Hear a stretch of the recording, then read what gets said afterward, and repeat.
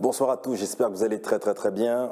Donc bienvenue sur la Chapelle de la Foi sur YouTube et sur Facebook. Donc en tout cas, j'espère que vous avez passé une excellente journée. Aujourd'hui, on est vraiment sur notre temps d'enseignement aujourd'hui. Donc on bénit réellement le Seigneur pour ces temps qu'on a avec vous, qu'on puisse vraiment vous contacter depuis à distance, depuis les réseaux sociaux.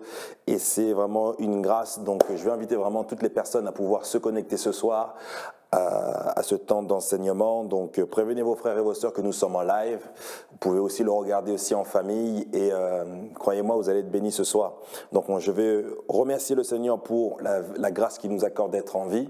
Donc Seigneur, je veux te remercier Seigneur ce soir pour la grâce que tu nous accordes d'être en vie, d'avoir cette possibilité de pouvoir parler, cette possibilité de pouvoir entendre, de pouvoir me tenir debout. C'est une grâce et je vous assure, ce n'est pas du tout un acquis, c'est une grâce chaque jour. Lorsque tu te lèves le matin, c'est une grâce. Ne cherche pas à savoir, c'est une réelle grâce, c'est une grâce. Donc ça veut dire c'est une faveur que tu ne mérites absolument pas, mais c'est le Seigneur qui permet aujourd'hui que tu puisses pouvoir respirer. Donc rends-lui simplement honneur au Seigneur de lui dire merci.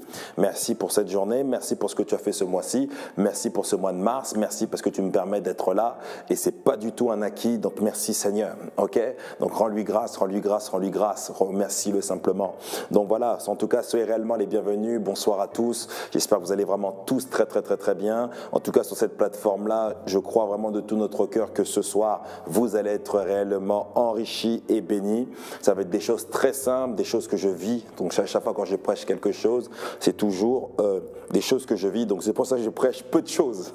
Donc mieux vaut maîtriser peu de choses avec la qualité que d'essayer de toucher à plusieurs domaines en étant superficiel. Ok? Donc ça va être vraiment, je pense, extraordinaire. Donc invite encore, on va laisser encore une petite minute à toutes les personnes qui veulent se connecter sur YouTube ou Facebook. Manifestez-vous, dites que vous êtes réellement dans la joie d'être avec nous ce soir. Donc mettez des cœurs, dites simplement peut-être dans les lives que nous sommes contents aussi d'être avec vous, nous sommes contents aussi d'être présents, nous sommes aussi contents. Donc partage-le, dis-le que tu es content, rends grâce à Dieu, dis Seigneur, je suis content aujourd'hui et j'aimerais vraiment inviter une personne à ne pas vivre par rapport à ce qu'elle ressent, mais à vivre par rapport à ce qu'elle croit. Ok? Donc j'aimerais simplement dire aussi à toutes les personnes qui sont aussi en train de nous suivre, ne laissez pas vos circonstances définir ce que vous êtes. Ok? Ce n'est pas ce que tu vis qui définit qui tu es.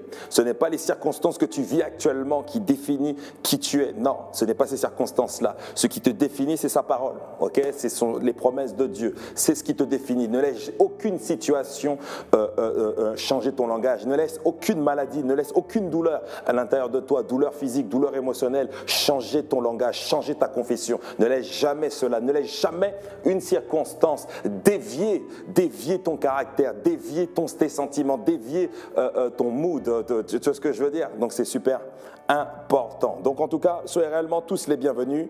Je vais remettre le temps entre les mains du Seigneur et je vais commencer. Donc d'autres prendront le chemin en route, d'autres le regarderont en replay et d'autres ne le regarderont pas. On est conscient aussi, vous inquiétez pas.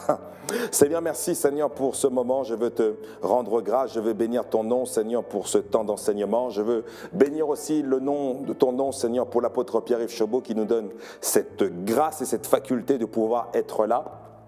Et je veux te remercier, merci pour ce que tu es en train de faire ce soir. Je te demande, Seigneur, simplement d'assister et de parler simplement au travers de moi pour, Seigneur, apporter une révélation à quelqu'un qui sera en train de m'écouter. Que ton nom soit loué, que ton nom soit béni, au nom de Jésus-Christ. Amen, amen et amen. Le thème de mon message d'aujourd'hui, il est très simple, c'est comment travailler sous la couverture spirituelle d'un père. Je répète.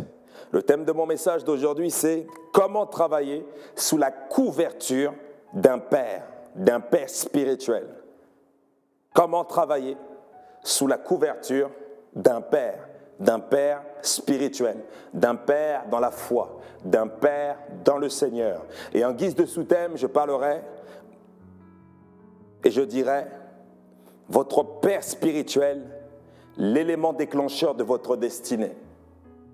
Je répète, le thème de ce message d'aujourd'hui est en continuité avec ce qui a été donné dernièrement, depuis vendredi, depuis le pasteur Eric, qui a parlé de l'importance des pères et aussi de la suite du message qui a été aussi donné ce dimanche par l'apôtre Pierre-Yves Chauveau.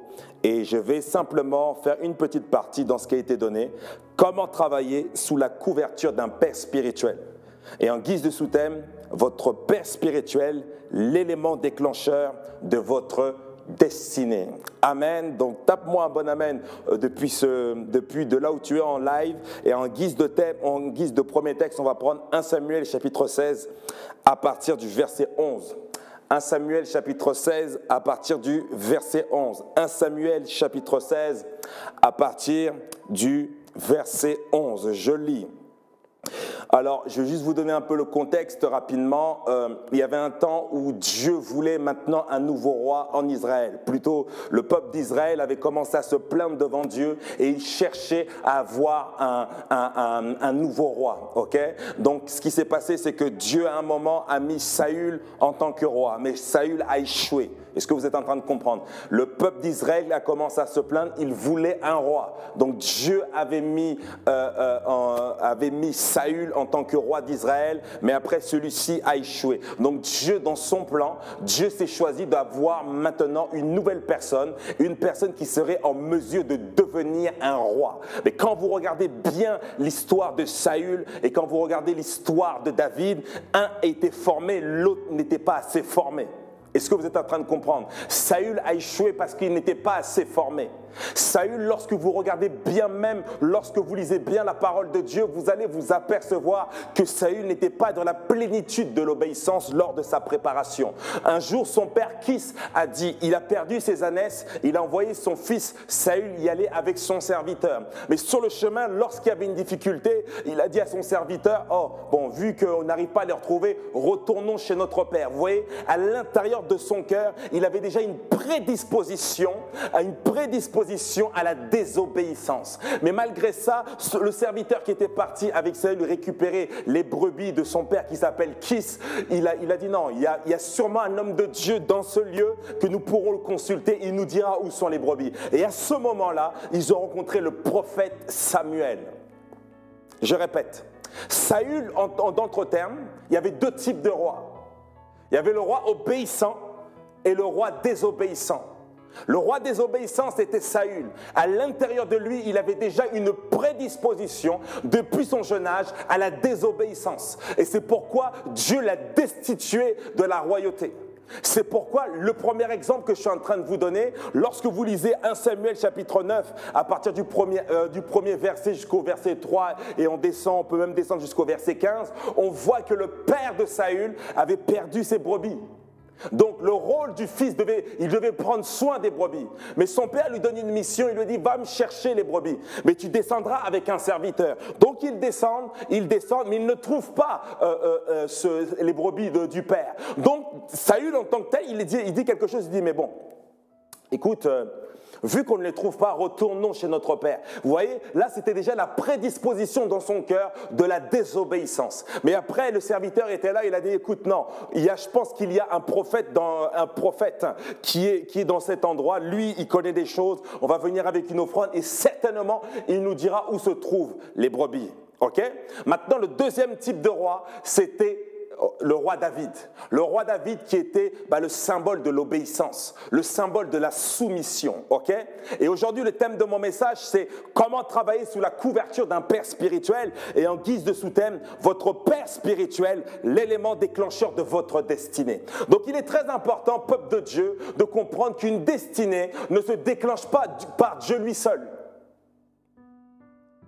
Je répète, la destinée d'un homme n'est pas simplement entre les mains de Dieu, bien que tout soit entre ses mains. Et je vais entrer un peu dedans. Je veux que vous puissiez comprendre, peuple de Dieu, votre destinée sera toujours rattachée à quelqu'un.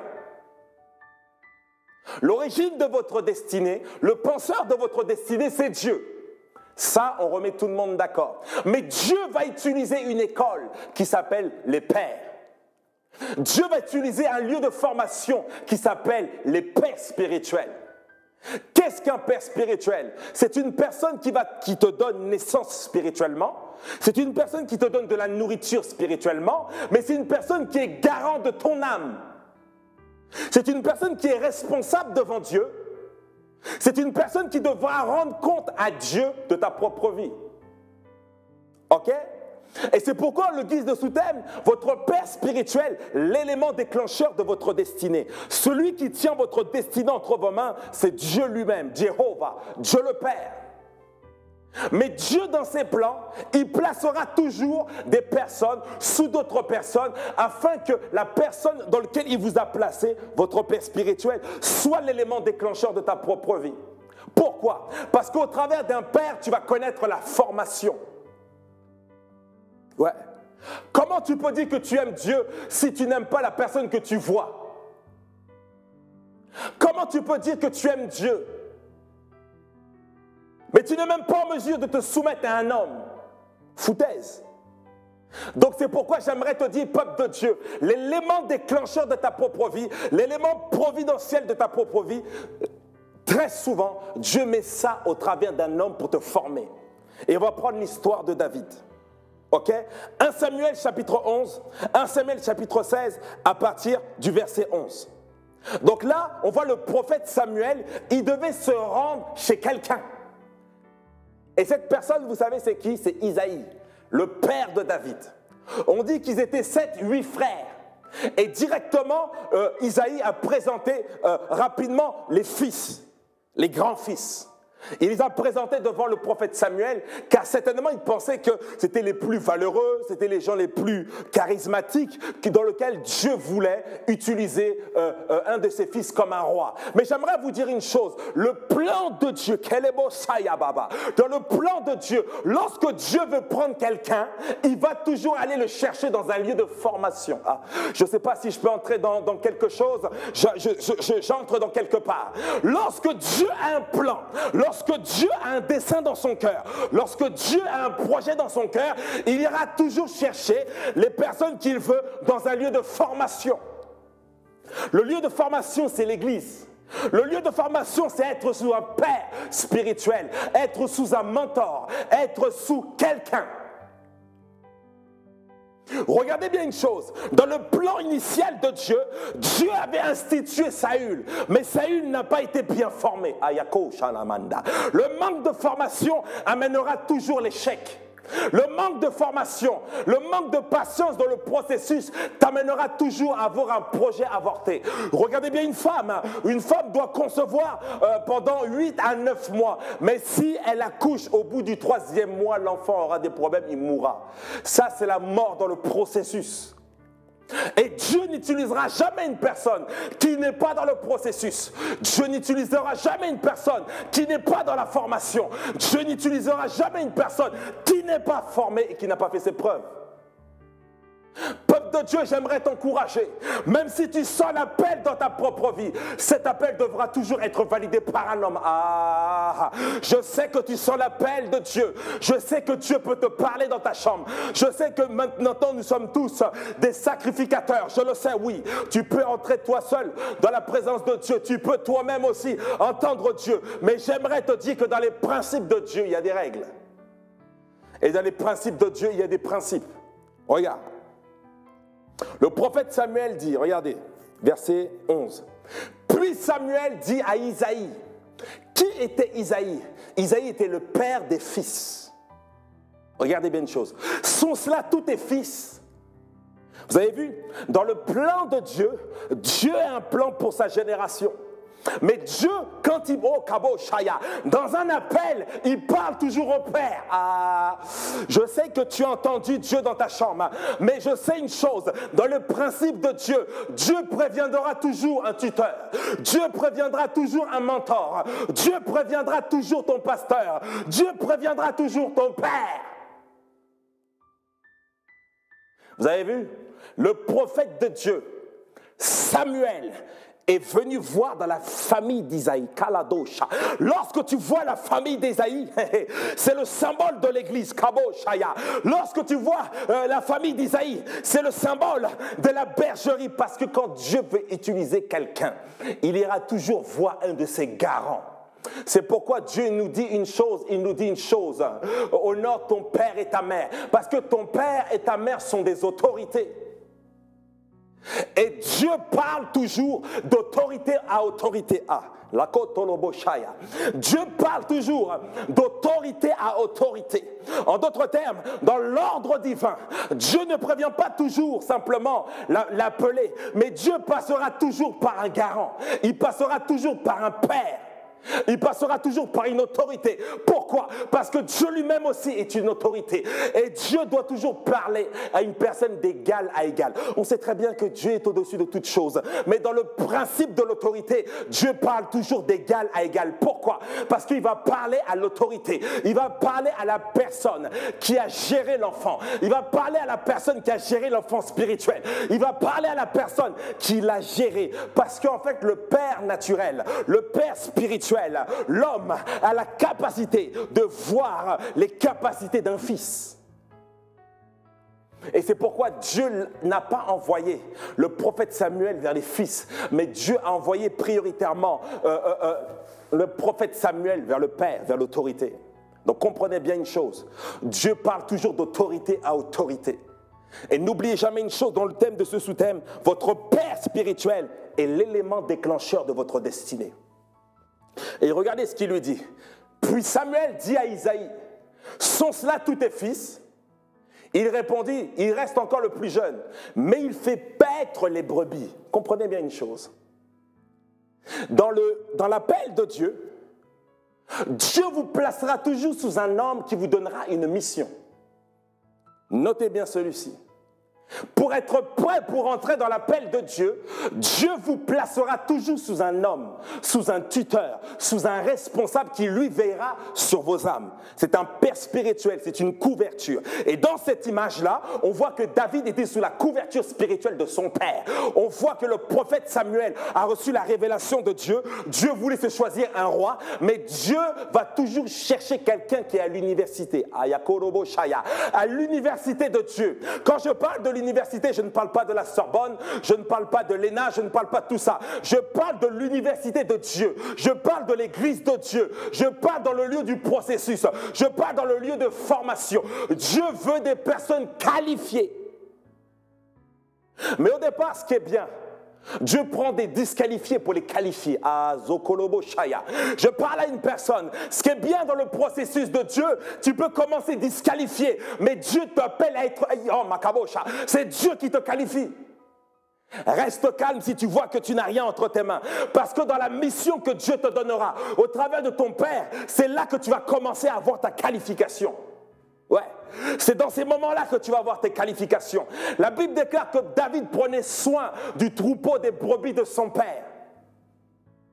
David prenait soin, pas de ses affaires, mais des affaires de son père. C'est pourquoi même le Seigneur Jésus-Christ nous dira dans sa parole, en Luc chapitre 16, verset 12, « Et si vous n'avez pas été fidèle dans ce qui est à autrui, qui vous donnera ce qui est à vous ?» Je répète, Luc chapitre 16, verset 12. « Et si vous n'avez pas été fidèle dans ce qui est à autrui, qui vous donnera ce qui est à vous ?» En d'autres termes, Dieu parle du processus. Dieu nous place toujours sous quelqu'un. Et même le Seigneur, dans sa parole, déclare que si on n'a pas été fidèle dans les choses des autres, c'est-à-dire sous des pères, sous des mentors, sous une église de quelqu'un, qui pourra te donner ton propre ministère? Oui, mais Jordan, tu ne comprends pas, moi je sens l'appel du ministère. J'aimerais te dire une chose, c'est bien de sentir l'appel du ministère, parce qu'il y a beaucoup d'appelés mais peu d'élus. Mais la raison pour laquelle, pourquoi il y a peu d'élus? Parce qu'il y a plusieurs qui ne comprennent pas le principe de l'autorité, le principe d'être sous un père, le principe de l'élément déclencheur qui est un père spirituel. Et le père spirituel va te donner une mission. Et c'est pourquoi Luc 16, 12, on te dit, si tu n'as pas été fidèle, quand on parle de fidèle, c'est une personne qui est résistante.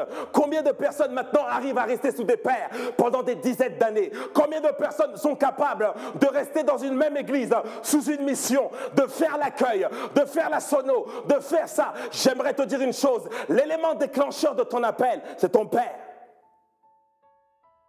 Parce que comment on peut savoir qu'un homme est fidèle? On doit le tester. Mais un test se fait dans le temps. Le temps révélera toujours le cœur des gens.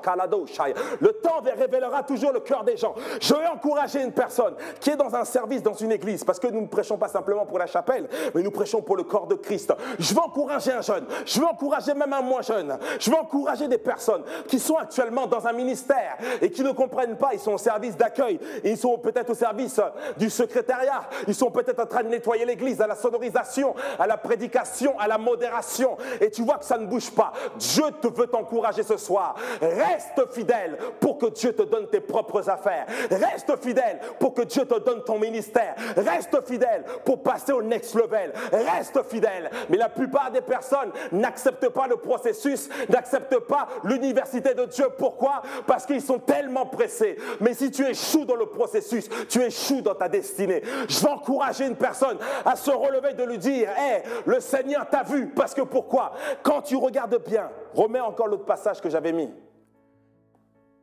Je entends ça dans mon esprit. Il y a des personnes qui disent, ouais, mais on ne me voit pas dans ce que je fais. Mais ce que je fais dans mon travail, c'est pas assez valorisé. Je paye ce prix, je suis là, mais à chaque fois, on m'écrase. Chaque fois, c'est des reproches. Je veux t'encourager parce que même David n'était même pas reconnu par son père initialement. David avait reçu une mission de son père, de prendre soin des brebis. Mais lorsque le prophète Samuel est arrivé, le père a présenté les autres fils, mais il en avait oublié un. Si tu te sens oublié, je te dis une chose, Dieu est sur le point de récompenser les gens fidèles. Les gens fidèles, ce n'est pas ceux qui parlent, mais les gens fidèles, c'est ceux qui ont une expérience dans le secret. Les gens fidèles, ce sont ceux qui acceptent de prendre la mission. Et même si c'est difficile, ils prennent les difficultés comme une expérience. J'aimerais dire à une personne, plus c'est dur, plus tu auras une expérience, plus tu auras des témoignages. Plus c'est facile, moins tu auras de témoignages. Donc persévère mon frère, persévère ma soeur, persévérez dans l'appel, persévérez. Parce que le rôle de Dieu, c'est de t'appeler. Mais le rôle de Dieu, c'est venir te chercher sous une université qui s'appelle l'Église, au travers d'un père spirituel qui est l'élément déclencheur de ta destinée. Et regardez bien une chose, même quand on t'oubliera, on viendra te chercher. C'est ça l'appel de Dieu. L'appel de Dieu, c'est pas se positionner, l'appel de Dieu, c'est pas s'auto-positionner, mais l'appel de Dieu, on viendra te chercher. Dis après moi, on viendra me chercher. Canada. Dis après moi, on viendra me chercher.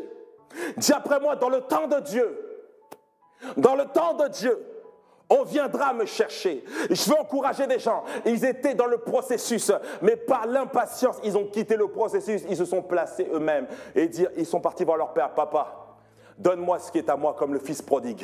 Donne-moi ce qui est à moi, je dois partir. Parce que je sens l'appel dans ma propre vie. Regardez bien même l'image du fils prodigue. Le fils prodigue était un fils spirituel soumis. Il était une personne qui était dans le processus. Il était dans l'école de Dieu. Il était soumis à son père. Mais par manque de persévérance, par le fait qu'il voit sur Instagram beaucoup de jeunes être proclamés des prophètes, beaucoup de jeunes commençaient à servir. Il a échoué dans le processus. Et regardez son histoire. Il a terminé avec les porcs, il a mangé des carouges, il a mangé toutes sortes de choses, il s'est perdu dans un pays lointain, il s'est perdu. Mes frères et mes sœurs, ne mourrez pas dans le processus, restez, même si c'est dur. Quand c'est dur, Dieu veut tester ta résistance. Dieu veut tester ta résistance. Et ce n'est pas parce qu'on ne t'appelle pas aujourd'hui que tu n'es pas appelé. Regarde, 1 Samuel 16, 11. Puis Samuel, le prophète Samuel envoyé par Dieu, dit à Isaïe, sont cela tous tes fils? Il répondit, il reste encore le plus jeune, mais il fait paître les brebis. Alors Samuel dit à Isaïe, envoie-le chercher. J'entends dans mon esprit une chose, le Seigneur est sur le point de t'appeler, mais respecte le processus. Ne t'appelle pas toi-même, mais Dieu t'appellera. Ne t'appelle pas toi-même, mais Dieu enverra quelqu'un te chercher. Un véritable appelé, un véritable fils spirituel ne cherche pas la position, mais c'est la position qui vient à lui. J'entre dans quelque chose, je sens des gens qui sont en feu, qui sont en train de m'écouter, je sens dans mon esprit que ça bénit quelqu'un. J'aimerais dire une chose, une personne qui est patiente dans le processus, on viendra le chercher. Comme j'étais en train de dire, l'élément déclencheur de ta destinée, c'est ton père. Dieu viendra chercher quelqu'un sous son père parce que le père naturel et le père spirituel aura eu le temps de le façonner. Et lorsque le temps viendra, on viendra te chercher. Dis après moi, on viendra me chercher. Dis après moi, Père, dans le nom de Jésus, je viens devant toi te demander et te dire, Seigneur, que je reconnais que je n'ai pas voulu être patient dans le processus. Mais à partir de maintenant, je comprends l'ordre divin, que c'est toi qui passes par l'autorité qui est le Père. Et le Père, après, recevra maintenant une instruction venant de l'Éternel. Ah, katalabadala. Et on viendra te chercher. Regardez, le prophète Samuel est l'image de Dieu. Le prophète Samuel est l'envoyé de Dieu. Et vous allez voir, pendant beaucoup de temps, Isaïe n'avait pas eu de révélation sur son fils. Mais à un moment, le prophète Samuel, regardez verset 11, alors Samuel dit à Isaïe, j'entends en Makabo Shaya, un temps viendra où Dieu parlera à l'apôtre te concernant. Mais reste calme, c'est pas à toi d'aller prendre un rendez-vous avec l'apôtre et d'aller lui dire, hey, écoute apôtre, je me sens capable d'aller dans ça. Ce n'est pas l'ordre divin, tu n'es pas un appelé. Non, c'est peut-être pas que tu n'es pas appelé, mais tu n'es pas une personne qui est dans la maturité du processus. Ouais, tu n'es pas dans la maturité du processus. Parce qu'un véritable appelé, Dieu lui parle. Et c'est pourquoi, avant, je ne comprenais pas, je n'avais pas la révélation du pourquoi. Pourquoi l'apôtre disait toujours une chose, je ne mettrai jamais une personne sous un pupitre si Dieu ne me parle pas. Il dit souvent, je ne mettrai jamais quelqu'un sous le pupitre en train de prêcher si Dieu ne me parle pas. Mais c'est biblique, parce que regardez une chose, le prophète Samuel envoyé par Dieu a demandé au Père, va me chercher ce jeune homme. Je suis en train de te dire, si tu respectes le processus, tôt ou tard, Dieu parlera à l'apôtre, Dieu parlera à ton père spirituel, Dieu parlera à ton leader et on viendra te chercher. Une circonstance va être faite et on viendra te chercher. Persévère, persévère et persévère. La patience dans le processus. Donc, élément numéro 1, David était soumis à son père. Il faisait paître les brebis de son père, ça veut dire qu'il prenait soin des brebis. Et vous allez voir que ça, c'était la mission numéro 1 de David. Notez bien, un fils spirituel dans le processus doit accepter la mission ou les missions de son père. Si l'apôtre t'a placé à la sonorisation, si l'apôtre t'a placé à la prédication, si l'apôtre t'a placé à aller dans les rues évangéliser, si l'apôtre t'a placé à faire quelque chose, je suis venu te dire une chose, accepte la mission. Parce que le rôle de David, c'était de faire paître les affaires de son père, faire paître les brebis de son père. Mais regardez ce qui va se passer. Très souvent, au travers de la mission que ton père spirituel te donne, Dieu te prépare pour ton appel, Dieu te prépare pour ton ministère, mais au travers de ça, Dieu travaille ton cœur. Dieu travaille ton caractère, Dieu travaille ton obéissance. Par les missions qui te sont conférées, Dieu travaille ton cœur, Dieu travaille ton caractère, Dieu travaille ta résistance. C'est pourquoi Dieu travaille des hommes personnellement à part, mais il les travaille aussi sous un mandat, sous un père spirituel, sous une autorité. Et au travers des missions qui te sont données, Dieu va tester ton cœur, Dieu va tester le produit, Dieu va tester la résistance, Dieu va tester l'endurance, Dieu va tester, comment on appelle ça, l'endurance. Dieu va tester tout cela pour voir si son produit, si son appelé est prêt à recevoir et à prendre l'appel qui vient du Seigneur. Donc, numéro 1, chaque personne, vous devez accepter la mission qui vous est donnée par vos autorités spirituelles. Je répète, chaque personne qui est dans un ministère, chaque personne qui est dans une église, vous devez accepter la mission que Dieu vous donne au travers d'un envoyé, au travers d'un prophète, au travers d'un pasteur, peu importe qui est sur toi, mais tu dois accepter cette mission parce qu'au travers de cette mission, Dieu va te transformer. Dieu va te travailler. OK? Numéro 2. Premièrement, obéir et accepter la mission que votre Père spirituel vous donne. Numéro 2. Ne pas négliger la mission et la tâche qui vous a été conférée. Ne négligez pas la mission et la tâche que votre Père spirituel vous donne. Parce qu'en fait, au travers de ça, c'est le processus pour l'élévation. Je répète, numéro 1, obéir et accepter la mission que votre Père spirituel vous donne. Parce qu'au travers de ça, Dieu vous travaille, Dieu vous façonne. Numéro 2, ne pas négliger la mission ou les tâches qui vous ont été conférées par votre Père. Parce que quand vous voyez une chose, Dieu passe toujours par l'autorité pour chercher son appelé. Numéro 3, ne pas se plaindre pendant la mission ou pendant les tâches qui vous sont données. Pourquoi? Faites les choses de bon cœur. Parce que durant cette mission, même si c'est dur, Dieu te relèvera. Même si c'est dur, Dieu te fortifiera. Mais au travers de ça, Dieu est en train de te travailler pour que tu puisses avoir maintenant un témoignage pour demain. Parce que pourquoi? Dieu fait toujours passer des hommes par le processus, par le travail, par cela, par des tests, pour que tu sois en mesure pour aider la nouvelle génération qui viendra après toi. Est-ce que vous êtes en train de comprendre ce que je suis en train de vous dire? C'est pourquoi Dieu parle toujours des lignées, Dieu d'Abraham, d'Isaac et de Jacob. Ça veut dire que Dieu est toujours le Dieu des générations. Et lorsque Dieu te donne une mission, c'est pour ta génération. Les choses que tu es en train d'apprendre, c'est pour la génération. Premièrement, les choses que tu apprends, c'est pour toi, pour te former, mais c'est aussi pour former la future génération qui passera après toi. Parce que la future génération passera aussi par des difficultés comme toi. Mais tu dois être en mesure de pouvoir les enseigner. Tu dois être aussi en mesure de pouvoir les aider. Tu dois être en mesure de pouvoir les aider, les orienter.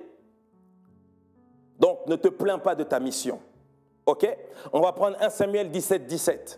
Rapidement, s'il vous plaît. 1 Samuel 17, 17. Donc, n'oubliez pas, en numéro 1, obéissez et acceptez les missions que votre Père spirituel, votre autorité spirituelle vous donne. Numéro 2, ne pas négliger cette mission ou cette tâche que votre Père spirituel vous donne. Numéro 3, ne pas se plaindre lors de cette tâche. C'est très important ce que Dieu est en train de vous façonner. OK? 1 Samuel 17, 17. Regardez ce qui est écrit. Isaïe dit à David, son fils, vous avez vu le rapport d'autorité, quand la Bible mentionne des choses, c'est très important. On parle du père qui est Isaïe et on parle du fils spirituel qui est David.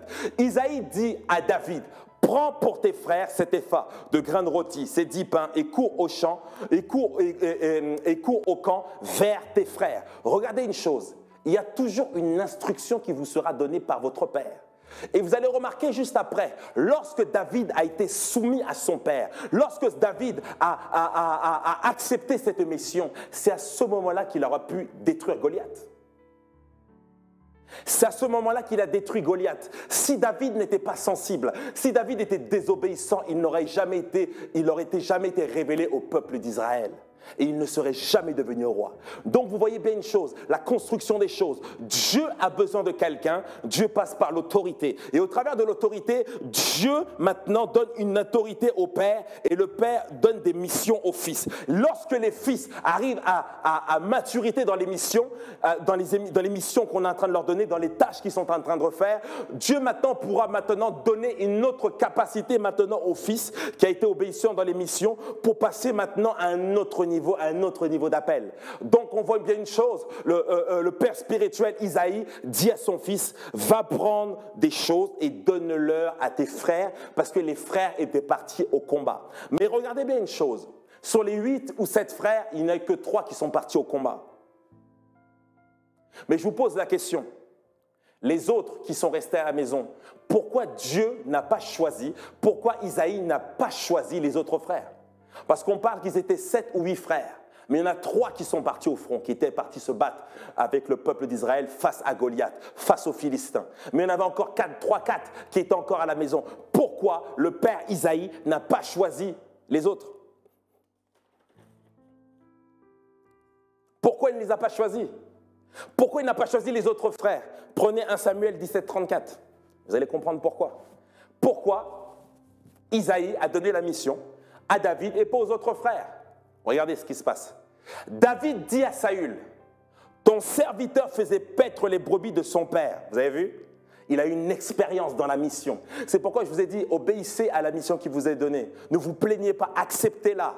Parce que dans cette mission, vous allez avoir une expérience. Dans les missions que Dieu vous donne, Dieu vous travaillera. Dans les missions que votre Père spirituel vous donne au travers de Dieu, vous allez avoir de l'expérience. C'est là que vous allez avoir des expériences spirituelles. C'est là que vous allez avoir l'expérience de la résistance. C'est là que vous allez avoir l'expérience des choses du Seigneur. Et pourquoi Isaïe a envoyé David? Parce que David était expérimenté. David avait passé les étapes. David avait passé les étapes de l'obéissance, les étapes de la soumission, les étapes de la loyauté. C'est pourquoi il était en mesure de se tenir contre Goliath. C'est pourquoi tu ne peux jamais résister à une autorité si toi-même tu n'es pas soumis à une autorité. La raison pour laquelle David a pu vaincre Goliath, premièrement parce qu'il était soumis à Dieu, deuxièmement parce qu'il était soumis à son père spirituel, et c'est pourquoi comme il était soumis à ses autorités, il a pu vaincre une autorité. Tu ne peux pas vaincre une autorité spirituelle si toi-même tu n'es pas sous une autorité. Tu ne peux pas vaincre un Goliath, tu ne peux pas vaincre une montagne si toi-même tu n'es pas soumis à une autorité et si toi-même tu n'as pas eu une expérience. C'est pourquoi très souvent l'apôtre Pierre-Yves Chauveau dit « Avant que Dieu envoie quelqu'un, il vous donne une expérience. » David a eu cette expérience, 1 Samuel 17, 34.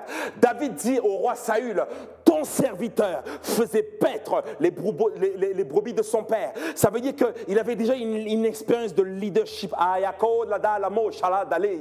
J'aimerais te dire une chose. Des fois, tu verras, dans les missions que ton père spirituel te donne, ça sera toujours une indication de ta destinée. Ah, je peux entrer dedans? Dites-moi, oui. Lorsqu'une autorité te donne une mission, lorsque l'autorité vient de Dieu, lorsque cette autorité te donne une mission, ça sera toujours un indicateur de ton appel. Tu verras que tu pourras commencer à percevoir la mission, la destinée de David, c'était d'être le roi d'Israël. Mais avant d'être un roi d'Israël, il était le roi de ses brebis. Ah, j'entre dans quelque chose. Avant qu'il ne soit roi d'Israël, il était d'abord roi des brebis. Il était garant des brebis. Il prenait soin des brebis de son père. Et regardez ce qui est écrit. Pourquoi David a pu vaincre Goliath? Regardez ce qui est écrit. Et quand un lion ou un ours venait enlever une des troupeaux, Kabo, Chata, descend, 35, je courais après lui, je le frappais, j'arrachais la brebis de sa gueule. S'il se dressait contre moi, je le saisissais par la gorge, je le frappais et je le tuais. Dieu fait toujours passer le processus à une personne. Avant de passer au next level, tu dois passer au premier level. Mais le premier level, vous allez voir une chose. Dieu avait appelé David, mais Dieu avait mis David chez Isaïe, sous son père spirituel, pour accomplir des missions. Et au travers de ça, David, déjà, avant qu'il ne soit formé dans le ventre de sa mère, il était déjà consacré à ce ministère. Il était déjà consacré à ce métier de roi, à cet appel de roi. Mais dans son appel, dans sa formation, Dieu ne l'a pas formé lui-même, mais Dieu l'a formé lui-même sous un tuteur, sous une église, sous une autorité. J'aimerais te dire une chose, ne néglige pas l'église, ne néglige pas ton père qui est l'élément déclencheur de ta destinée. L'élément déclencheur numéro 1 de ta destinée, c'est Dieu lui-même. Mais Dieu, dans son plan, passera par quelqu'un pour te former. Pourquoi Dieu met toujours un homme? Parce qu'il veut te préserver dans l'humilité. Si Dieu avait décidé de te former tout seul, tu serais un orgueilleux, tu dépendrais de personne, tu serais un irréductible tout seul. C'est pourquoi dans le process de Dieu, Dieu t'appelle, mais il te place sous quelqu'un pour te préserver de l'humilité. Et c'est pourquoi quand tu es sous un père, ton père te reprend. Quand tu es sous un père, ton père te corrige. Mais ton père ne te corrige pas par méchanceté, mais ton père te corrige pour te former. Je vais encourager une personne, peut-être qui s'est pris la tête avec son père spirituel. Peut-être tu n'as pas accepté un reproche de ton père spirituel ou de ton leadership. Sache une chose, c'est pour te former. Parce qu'il y a un Goliath qui arrivera. Mais ce Goliath, je te vois l'abattre si tu acceptes de rester dans le processus. Ah! Yabo Shaya. Là, je prêche bien. Mande de debo Shaya. Tu ne peux pas dire le contraire. Même Dieu me le dit. Donc, la raison pour laquelle David a pu vaincre Goliath, c'est qu'au préalable, il a eu une expérience. Verset 34. 34, let's go. David dit à Saül, ton serviteur faisait paître. J'ai l'expérience.